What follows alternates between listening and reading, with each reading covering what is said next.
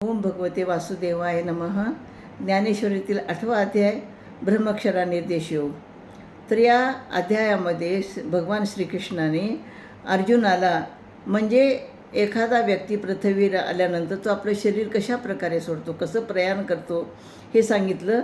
आणि सांगत असताना ते असं म्हणतात की जो ज्ञानी भक्त आहे तो ज्ञानी भक्त म्हणजे त्याला तो सहजपणे माझ्यामध्ये लीन होतो. असं जेव्हा अर्जुनाला सांगितलं तेव्हा अर्जुनाने काही प्रश्न विचारले की कशा प्रकारे तुम्ही असं म्हणता.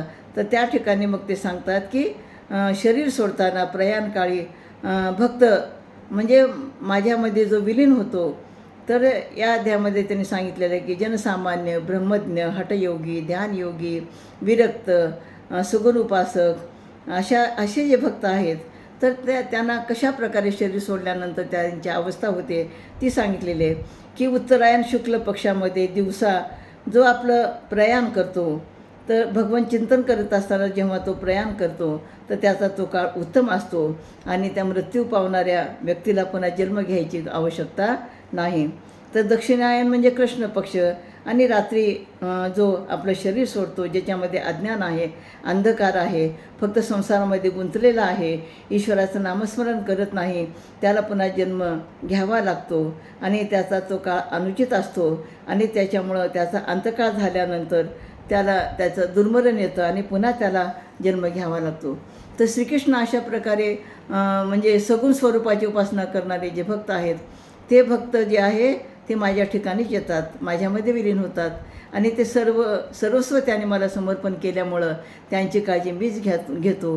तर अशा प्रकारे अनन्य भक्त, ज्ञानी भक्त देह शरीर प्रयाणाबाबत त्यांना काळाचे कशाचेही बंधन राहत नाही, आपल्या इच्छेनुसारच ते प्रयाण करत असतात.